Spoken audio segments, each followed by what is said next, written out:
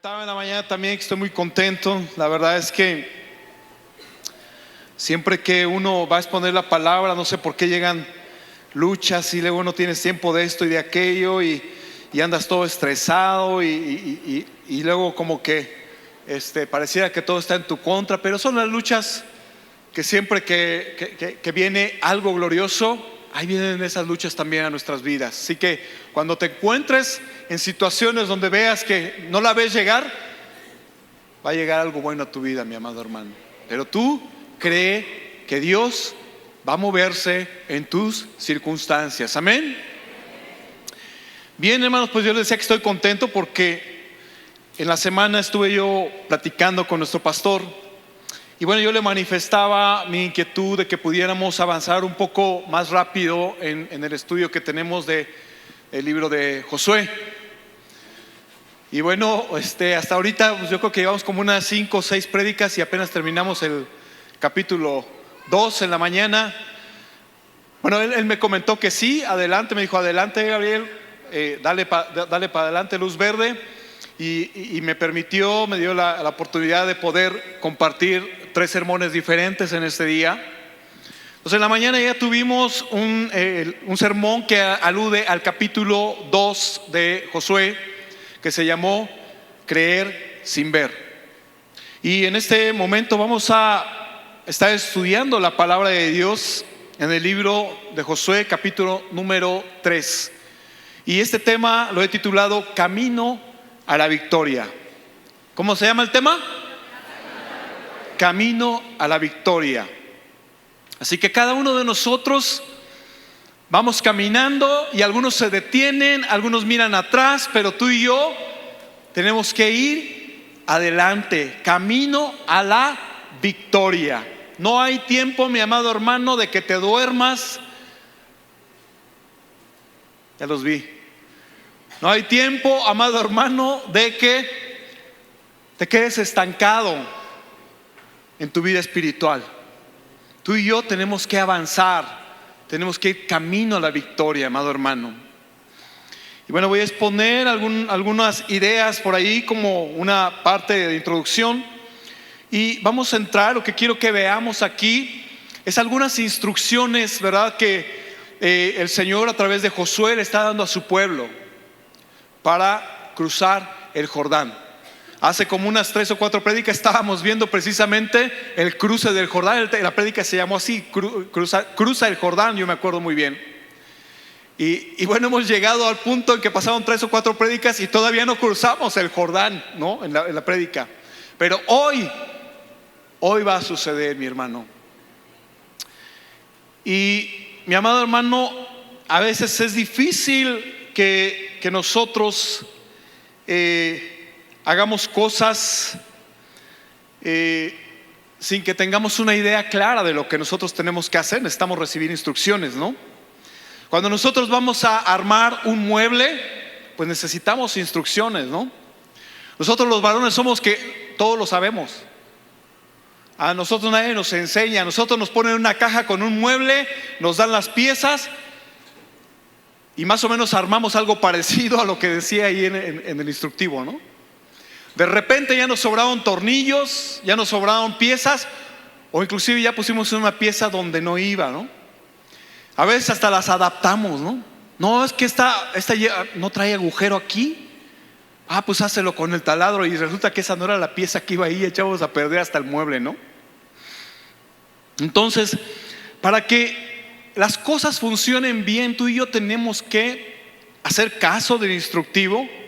Para garantizar inclusive la integridad de un aparato, tenemos que hacer caso del instructivo para que sea funcional. Pero somos reacios a recibir o a acatar instrucciones inclusive, ¿no?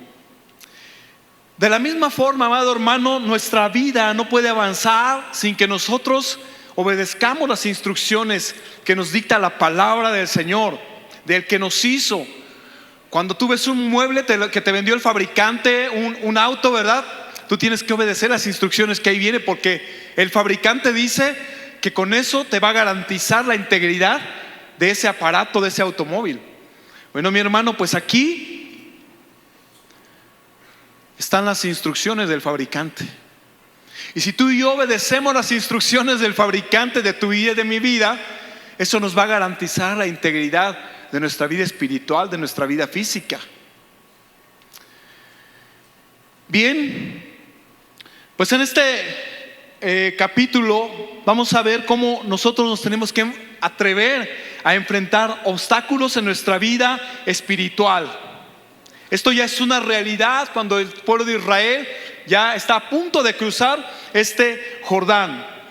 Así que en la primera ocasión que Israel cruzó por un mar que estaba seco, o por aguas que tenían que secarse, fue en el Mar Rojo, y ellos salieron de un lugar donde estaban en esclavitud. Esta es la segunda vez que ellos van a cruzar, pero en esta ocasión no vienen saliendo de la esclavitud. En esta ocasión ellos van a enfrentar más situaciones. Van a conquistar, van a cruzar, pero no quiere decir que ahí acabe todo, mi amado hermano. Vienen más cosas todavía en nuestras vidas. En este capítulo podemos ver, mi hermano, un pueblo la verdad es que yo estoy consternado. Cuando estuve estudiando y preparando estos temas, yo estuve viendo comentarios bíblicos y me iba a una Biblia de estudio y me iba a otra Biblia de estudio. Otros decían que el número de personas que entró a la tierra prometida era alrededor de 600,000. Otros no, que fueron más de 1,000,000 de personas. Otros hablaban inclusive de 3 millones de personas. Vamos a sacar una media, así que vamos a decir que entraron 1,5 millones de personas ahí, ¿no? Entonces estas personas se dirigen hacia cruzar el Jordán. Estos 1,5 millones, o el número que sea más grande, no lo sé, estaban acostumbrados a privarse de comodidades. Después de todo, ¿qué comodidad podían encontrar en el desierto, no? Ahí en el desierto no había HBO, mucho menos había Instagram, así que no había comodidades.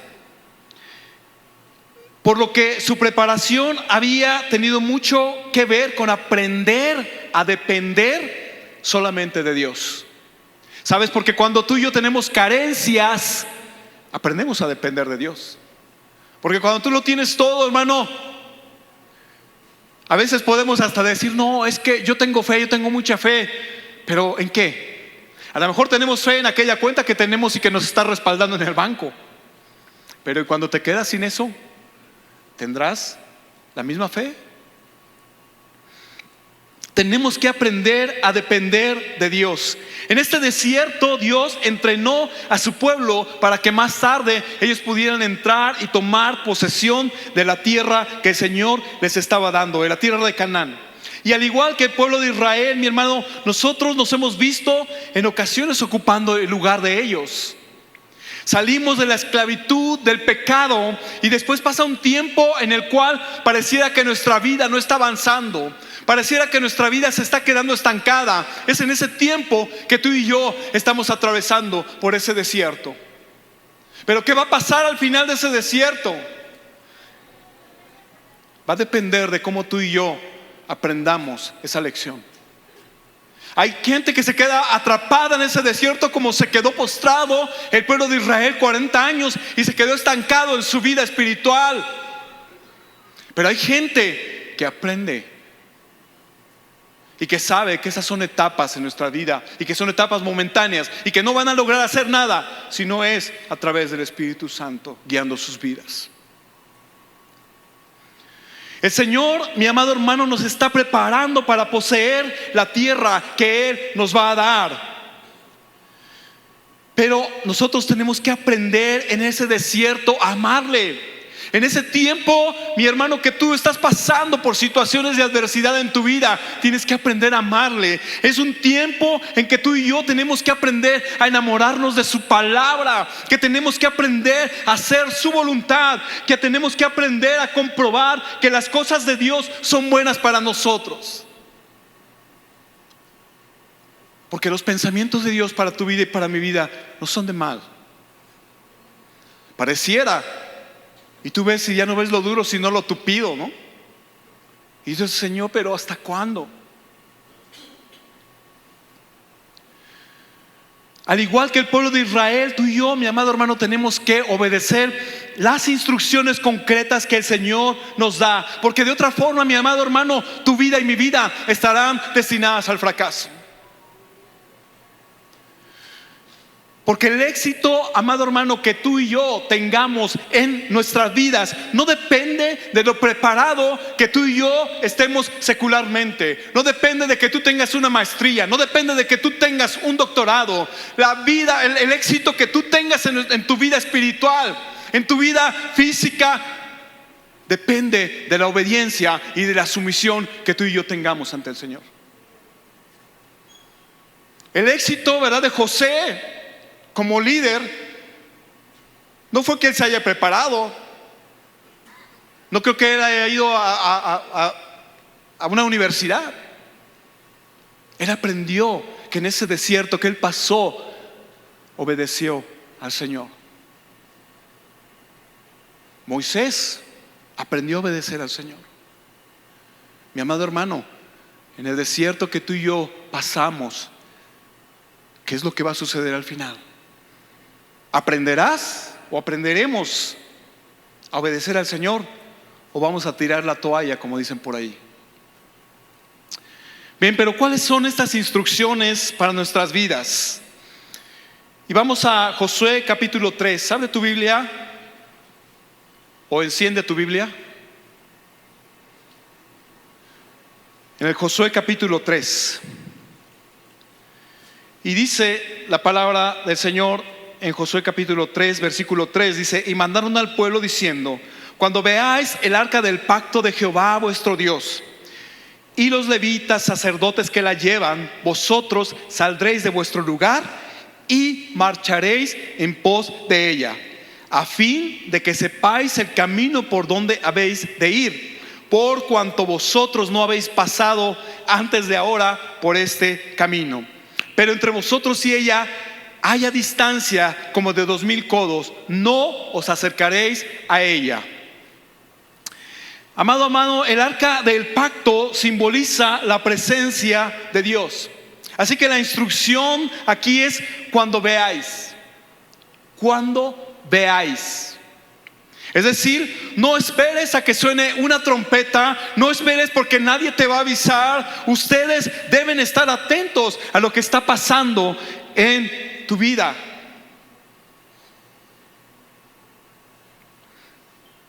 Esta instrucción es para nuestra vida, mi amado hermano. Muchos de nosotros no nos atrevemos a movernos hasta que alguien nos lo indica. Muchos de nosotros, amado hermano, no tomamos la iniciativa hasta que alguien nos dice qué es lo que tenemos que hacer. Sin embargo, como cristianos, nosotros estamos llamados, amado hermano, a reconocer los tiempos del Señor. Decía el Señor Jesús, le decía a los fariseos, a los discípulos, le decía: pues cuando ustedes ven que el cielo está así como revuelto, que hay nubes, pues ya saben que va a llover. Y les decía: hipócritas, porque saben, por ello, por indicios, sabes lo que viene una lluvia, pero no puedes reconocer los tiempos del Señor. Tú y yo, amado hermano, estamos llamados a reconocer esos tiempos del Señor. Tenemos que estar listos para cuando Él nos esté llamando a alguna labor, para cuando el Señor te esté llamando a algún servicio, mi amado hermano. Hoy en día tú ves las cosas y dices, ves las noticias y la política y no, sí, va a pasar esto. Y ves otras cosas, ¿verdad? Los deportes y no, sí, el Real Madrid va a ser campeón, ¿no? Porque ya, o sea, ya sabes por indicios. Pero amado hermano, no nos damos cuenta en las noticias muchas veces por indicios qué es lo que está pasando en este tiempo, en esta sociedad que se está cayendo, que se está desmoronando a pedazos. Y yo admiro esta iniciativa de nuestros pastores de esta escuela también. Porque yo no sé tú, amado hermano, yo ya tengo hijos un poco mayores, pero yo me pongo en tus zapatos y digo: ¿qué mundo? les estamos dejando. ¿Sabes qué? Lo único, tú le puedes dejar ahorita dinero a tus hijos, pero si no hay en tus hijos un temor de Dios, ese dinero no les va a rendir de nada. Pero la mejor herencia, amado hermano, que tú le puedes dejar a tus hijos es el temor de Dios. Es la palabra. Es que ellos puedan aprender, mi amado hermano, que hay un Dios a quien ellos van a dar cuenta un día.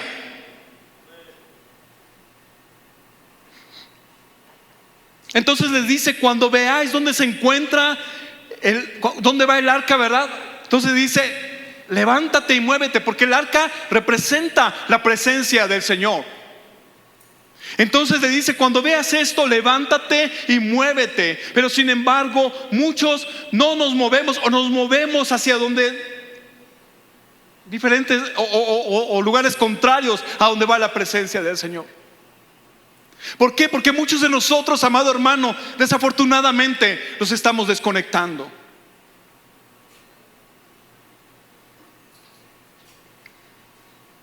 ¿Sabes? Este tiempo de pandemia yo creo que fue un tamiz para reconocer o para que el Señor viera el corazón de su pueblo. Durante este tiempo que hubo, hay hermanos que ya no regresaron. En el mejor de los casos están en otra iglesia. En otros casos más peorcitos, ya tienen pastores virtuales a los que no dan cuenta, no rinden cuentas de nada. Y en el más peor de los casos, ya se regresaron al mundial. ¿Por qué? Porque no nos estamos moviendo donde va la presencia del Señor. Por eso ahí les dice, ¿verdad? La instrucción es: cuando veas que el arca se mueve y cuando veas que hacia dónde va, tienes que ir en pos de ella. Cuando tú veas que las cosas se están moviendo, mi hermano, lo único que tienes que hacer es moverte hacia donde va la presencia del Señor. Hay dos caminos y tú sabes cuáles son: la puerta estrecha y la puerta ancha. ¿Hacia dónde te vas a mover? ¿Hacia dónde va la presencia del Señor, amado hermano? Nosotros, amado hermano, debemos estar entrenados para identificar en este mundo caído y perverso dónde está la presencia del Señor y seguirla. Saldréis de vuestro lugar y marcharéis en pos de ella, o sea, detrás de ella. Tú la vas siguiendo. El Señor te va marcando el camino, porque tú y yo no lo conocemos. El pueblo de Israel tenía que caminar unos 10 o 12 kilómetros desde donde estaba su campamento, desde Sitín hasta el Jordán, para cruzarlo. Y por ello Josué se levanta de mañana, como lo indica el capítulo 3, versículo 1. ¿Por qué? Porque además esto era una práctica de Josué. Tú te vas a ver, ¿verdad? El Josué 6:12, te vas a ver Josué 7:16, te vas a ver Josué 8:10. Márcalos, escríbelos y más tarde los consultas. Pero ahí dice que Josué se levantaba ¿a qué hora? De mañana. Yo no entiendo cómo hoy en día algunas gentes ponen el despertador a las 9 de la mañana. Hazme el favor. O sea, un despertador lo pones a las 5, a las 6, pon a las 7. Pero un despertador a las 9 de la mañana.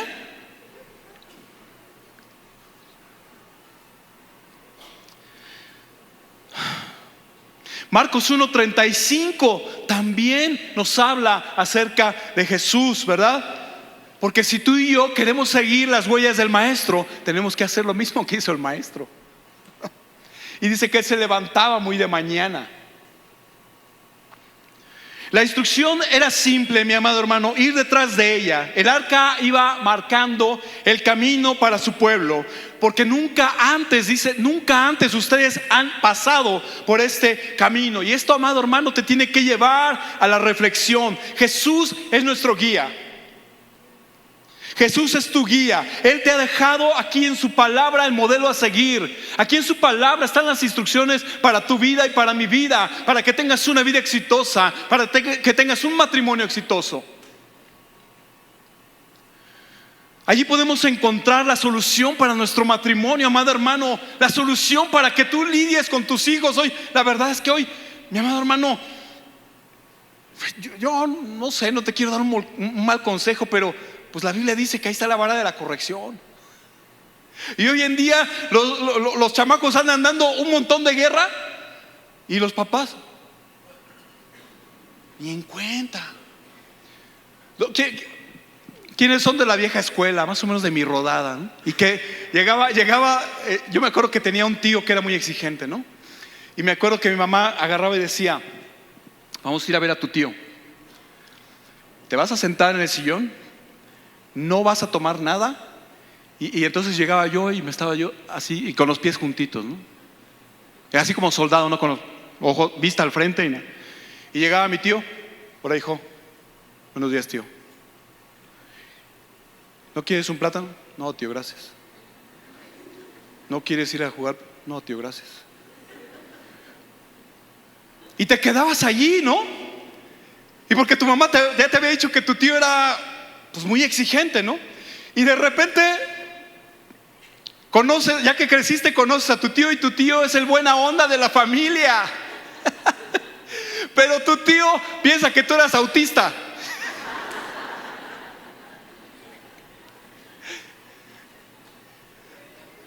Ahora lidiar con los hijos es otro rollo. Yo recuerdo, amado hermano, también te voy a abrir mi corazón. Yo me acuerdo que cuando hacía mucho calor, los chavos de la cuadra, pues ya sabes que ahí está pues puros apodos, ¿no? ¿Qué te digo? Y entonces nosotros salíamos a las 12:30 de la noche a jugar fútbol, porque ya no había carros, ya la cancha era la reglamentaria. Ya no había carros, el calor, pues ya no había calor, te salías a jugar a todo dar. Y me acuerdo que mi mamá, si me estás viendo, jefa, la mañana le escribí a mi mamá porque no la he ido a ver, y alguien le corrió el chisme de que yo estaba enfermo de COVID, ¿no? Ya sabes que cuando haces el grupo de la familia ahí se hacen todos los chismes, ¿no? Y entonces, no, que está enfermo de COVID, y mi mamá llamándome y todo. Y entonces le escribí a mi mamá: ¿sabes qué, jefa? Conéctate a las 9, a las 11 y a la 1 para el servicio. Así que, jefa, si me estás viendo, besitos. Ahí el otro domingo voy.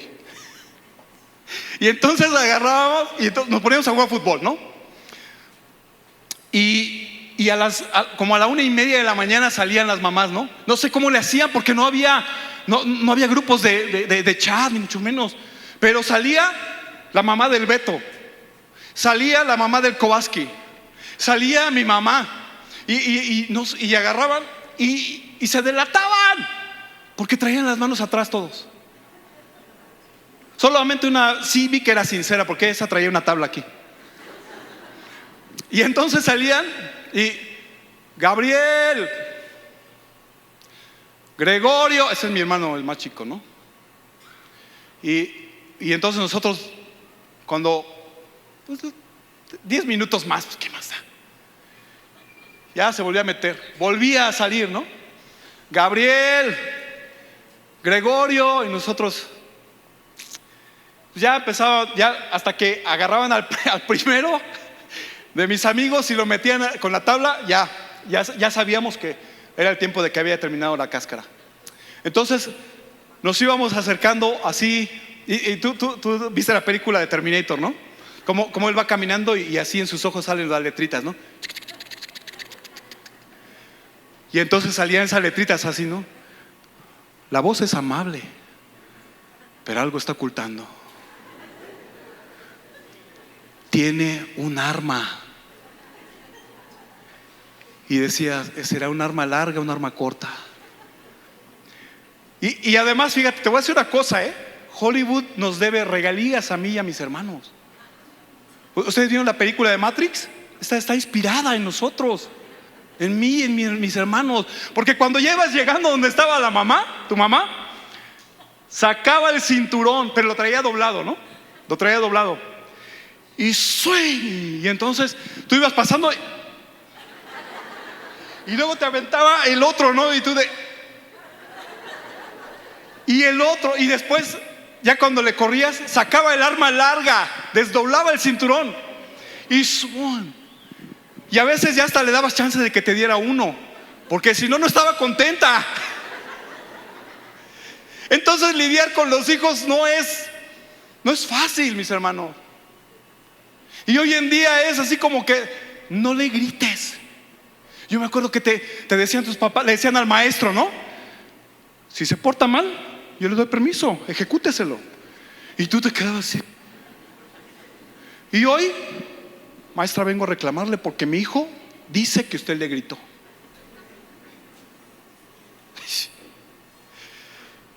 Bueno, ahí está cómo tú debes de lidiar con tus hijos. Aquí en la palabra se encuentra. Si no lo has leído, te recomiendo léete el libro de los Proverbios. Nadie nos enseñó a ser papás. Es un camino que no hemos recorrido. Por eso es que tú y yo necesitamos la instrucción de la palabra de Dios para poder nosotros educar a nuestros hijos. Nadie te enseñó a ser esposo. Nadie te enseñó a amar a tu mujer. Pero sí, ahí están las instrucciones. Ve en pos de ellas.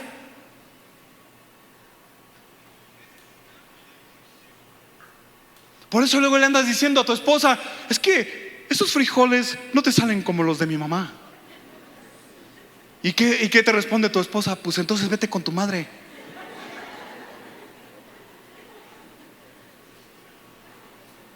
¿Por qué? Nadie nos enseñó. Es un camino que no habéis recorrido, dice la palabra. Ve en pos de mi palabra, de mi voluntad. Yo te voy a marcar el camino. Yo te voy a enseñar el camino al éxito. Pero nosotros debemos aprender de la palabra de Dios. Debemos tener un corazón enseñable para dejarnos llevar por el Espíritu Santo de nuestro Señor. Muchos de nosotros no somos enseñables porque no nos gusta seguir instrucciones. No nos gusta que nadie nos enseñe. Proverbios capítulo 14 versículo 12 dice: hay camino que al hombre le parece derecho, pero su fin es camino de muerte. ¿Sabes por qué? Porque no estamos acostumbrados a consultar el consejo del Señor. Y entonces tú vas al camino y dices: no, por aquí está bien. Y resulta que al final no era por ahí. Tú y yo tenemos que aprender. ¿Sabes? Las cosas de Dios, mi amado hermano, no se dan de un día para otro. Esto no es como los productos milagro, ¿no? La vez pasada andaba yo en el mercado y vi un producto que se llamaba Sin Panza. Ahí se los recomiendo. Y me decía el Señor: no, y de veras sí te sirve, ¿no? Las cosas de Dios, amado hermano, toman tiempo. Dicen por ahí: Roma no se hizo en un día. No es de que hoy traigas a tu hijo aquí a la iglesia. No, mi amado hermano, tienes que dar ejemplo en tu casa de cómo se vive una vida cristiana. Y son años. Ya cuando salió de la primaria, ahora sí, ahí te encargo. Ya viene la adolescencia, donde estamos preparando un grupo de padres para chillar juntos.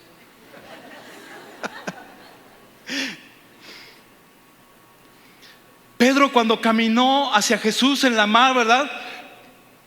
Le dice: Señor, si eres tú, manda que yo vaya hacia ti. El Señor le dice: ven para acá. Y Pedro va allí, va con su vista fija en el Señor.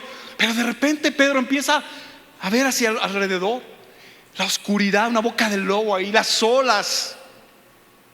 Sabes, mi amado hermano, cuando tú y yo apartamos la vista del Señor, es cuando nos va mal. Por eso la palabra del Señor nos dice: puestos los ojos en Jesús, el autor y consumador de la fe. No dice puestos los ojos en tu líder. No dice puestos los ojos en tu hermano mayor. No dice puestos los ojos en tu influencer favorito.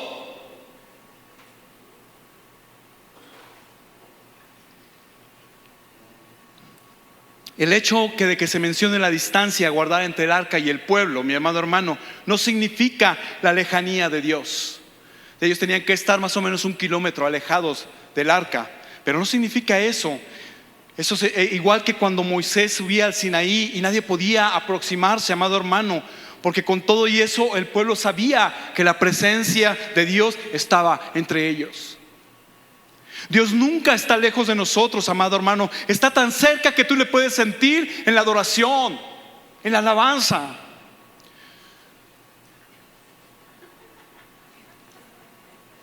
Nos quedan 7 minutos, más lo que agregue el árbitro. Número 2, apártate del pecado. Josué 3:5 les dijo y Josué dijo al pueblo: santificaos, porque Jehová hará maravillas mañana entre vosotros. Y esta palabra santificados viene del hebreo kadash, que significa limpiarse, apartarse, dedicarse, purificarse. ¿Por qué el pueblo de Dios tenía que santificarse? La nación debía estar en condiciones óptimas para recibir el favor de Dios. Y ese es un mensaje para ti, para mí. Tú y yo tenemos que santificarnos, amado hermano. Y muchas veces cuando nosotros, tú y yo, escuchamos este tipo de palabras, lo escuchamos como algo místico, ¿no? Ay, ¿qué será santificarse? Es una palabra así como ¿cómo se llaman? Los presbíteros, ¿no? Son palabras así como que, uy, ¿qué es eso? ¿No? Pero la santificación, amado hermano, no es otra cosa más que apartarse del pecado. De que tú y yo entremos en ese proceso diario.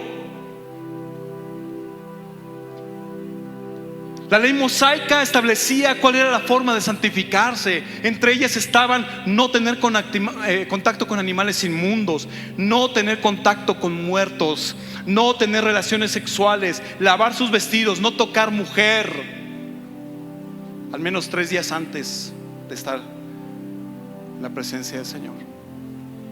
Primera de Tesalonicenses 4:7 dice: porque Dios no nos ha llamado a impureza, sino a santificación. Primera de Tesalonicenses 5:23 dice: y que el mismo Dios de paz os santifique por completo. La santificación nos exige, amado hermano, una dedicación completa a las cosas de Dios. No nos pide que nos encerremos en un monasterio, amado hermano. Eso no funciona. Sino una dedicación a la reflexión en su palabra, a la adoración, amado hermano. Un ejemplo de ello lo acabamos de pasar en este tiempo de ayuno. Si tú no te sumaste a esta visión, pues te la perdiste. Otro ejemplo es ese tiempo de estos 7 días que tuvimos también de adoración extravagante, en los cuales teníamos que santificarnos, apartarnos de esas cosas que a diario nos llaman la atención, de esas cosas que siempre, ¿verdad?, el enemigo está usando para que apartarte de la palabra de Dios. Ahora, no se trata tampoco de cumplir con cierto número de días al año de santificarnos. No, la santificación tiene que ser a diario. Es un proceso a diario en nuestras vidas. No es de que ya me santifiqué ayer, ahora ya soy santo. No. La santidad, mi hermano, tiene que ver con el desarrollo del carácter de Cristo en nuestras vidas. La santificación tiene que ver con nuestra calidad y con nuestra cualidad moral, espiritual, con la ética y con valores cristianos, amado hermano. La santidad es algo que experimentamos internamente, pero que manifestamos hacia afuera.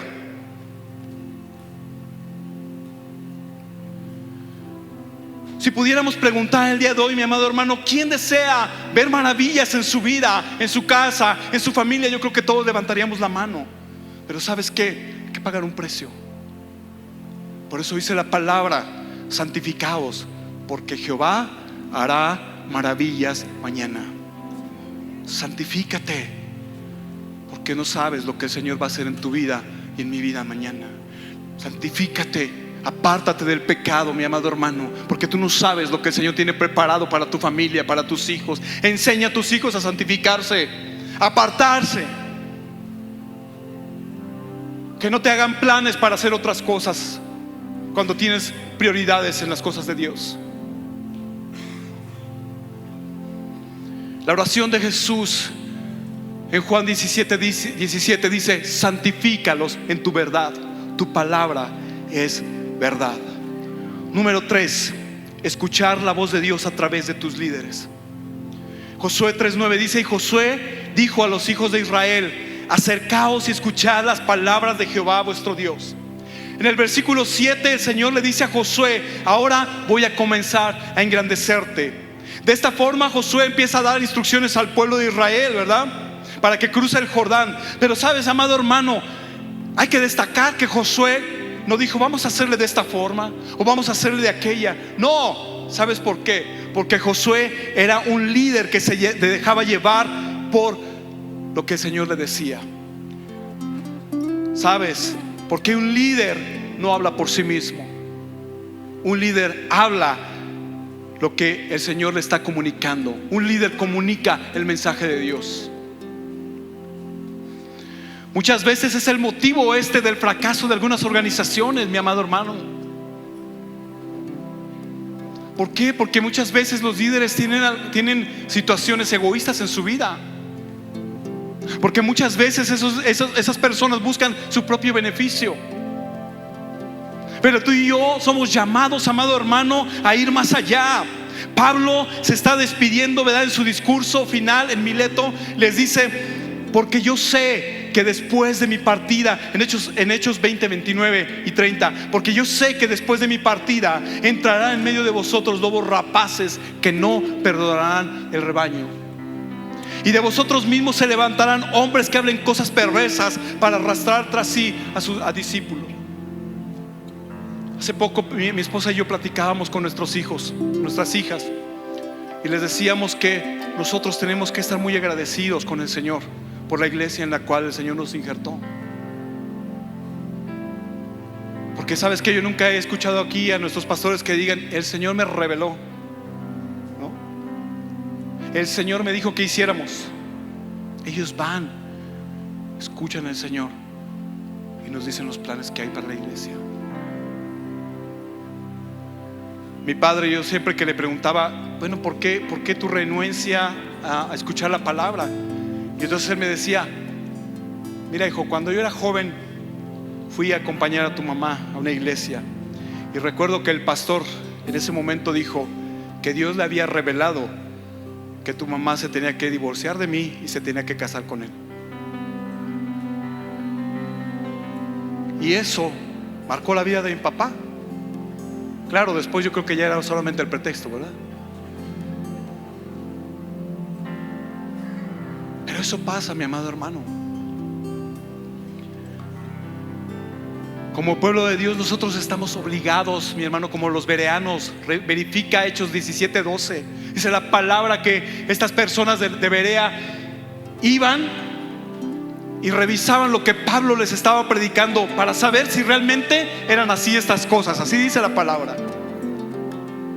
Que ahorita que llegues a tu casa diga: a ver, voy a revisar el video porque a mí me late que esto que dijo el hermano Gabriel como que se las fumó.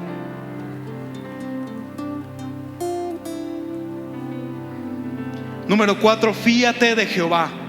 Josué 3:17 dice: mas los sacerdotes que llevaban el arca del pacto de Jehová estuvieron en seco, firmes en medio del Jordán, hasta que todo el pueblo hubo acabado de pasar el Jordán, y todo Israel pasó en seco. Los sacerdotes ingresaron al cauce del Jordán y de forma inmediata, mis hermanos, las aguas se detuvieron, las aguas se secaron. No nos habla, mi amado hermano, de que las aguas se fueron secando poco a poco y que entonces había lodo y que entonces ahí iban los sacerdotes, ¿verdad?, tratando de evitar caerse. No, se secaron de forma inmediata, de tal forma que los pies de los sacerdotes estaban firmes en tierra seca. Porque, amado hermano, cuando tú estás haciendo las cosas de Dios y vas en pos de lo que el Señor te está diciendo, tus pies van a estar firmes en tierra seca, no se van a mover. No estuvieron en lodo. ¿Te has parado en el lodo? ¿Tienes estabilidad? No, ¿verdad? Estás así como que tambaleante, te vas a caer. Pero en tierra seca tus pies están firmes. Los pies de los sacerdotes estaban firmes porque allí estaba la presencia del Señor. Tú tienes que tener firmeza en tu vida, amado hermano. Y no la vas a lograr, no la vamos a lograr si nosotros no estamos parados firmes en el Señor. Si tú y yo no vamos en pos de la presencia del Señor. El cruce del Jordán, mi amado hermano, no significó jamás que los israelitas hubieran llegado ya a la tierra prometida y se hubieran establecido. Era solo el principio. Amado hermano, ya te atreviste a llegar hasta aquí, ya tomaste decisiones y ya dijiste: este año voy por todo. Prepárate, hermano, porque vienen batallas todavía. El enemigo no se va a quedar conforme. Te van a venir más pruebas. Y ahí es donde vamos a ver de qué madera estamos hechos nosotros, amado hermano. El pueblo de Israel cruzó, pero todavía de ahí tardó en conquistar la tierra que ya le había sido dada. Tenía que conquistarla. ¿Sabes? Porque el Señor no va a hacer todo por nosotros. El Señor te va a llevar y te va a dar la fortaleza para que tú enfrentes las cosas y las puedas hacer.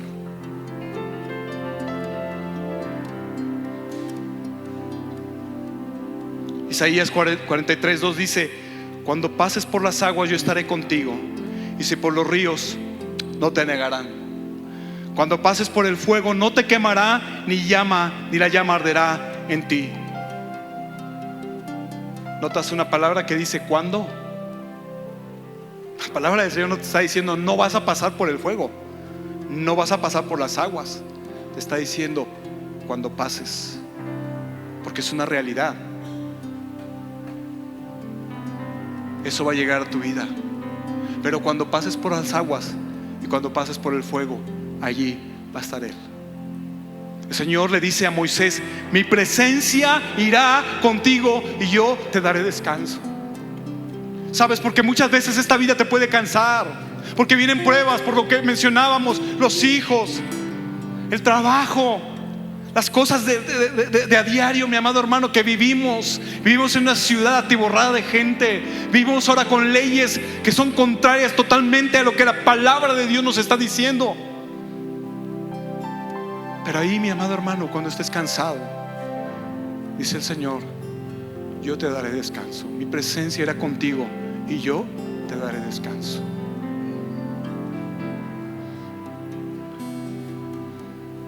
No alejes tu mirada de Cristo, mi amado hermano. No importa lo difícil que pueda parecer todo, que ya no la veas llegar con tus hijos, que ya no la veas llegar en el trabajo, que ya no la veas llegar económicamente. No apartes tu mirada de Cristo. Nosotros, mi hermano, no nos guiamos por circunstancias. Nuestra vida no se rige por el tipo de cambio. Nuestra vida no se rige por lo que esté pasando. Nuestra vida no se rige porque las cosas están canijas en México. Nuestra vida no se rige porque hay mucha inseguridad. Nuestra vida se rige por fe. Nuestra vida se rige porque nosotros le hemos creído a aquel que todo lo puede, amado hermano. Ponte de pie en esta mañana, hermano.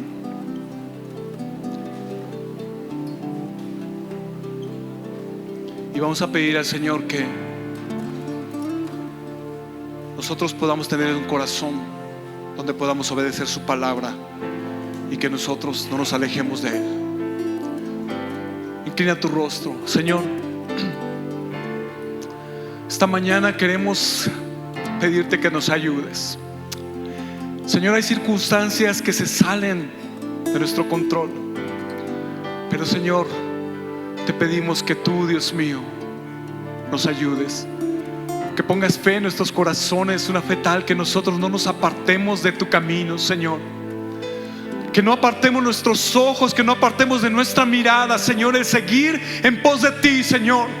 Porque solo ahí nuestra alma encontrará descanso. Porque solo allí hallaremos la fortaleza, Padre, para cada dificultad que se esté presentando en nuestras vidas, Señor. Porque ahí hallaremos, Padre Celestial, el consejo para nuestras vidas. El consejo, Señor, para buscar tu presencia. Aleluya. Danos la sabiduría, Señor, el entendimiento, Padre. Que tengamos ese corazón enseñable para buscar tu presencia y para atender las instrucciones que tú das para nuestras vidas, Señor. Gracias, Padre, por tu palabra esta mañana. Porque tú eres bueno, Señor, y porque para siempre es tu misericordia. Aleluya. Apláudele al Señor, mi amado hermano.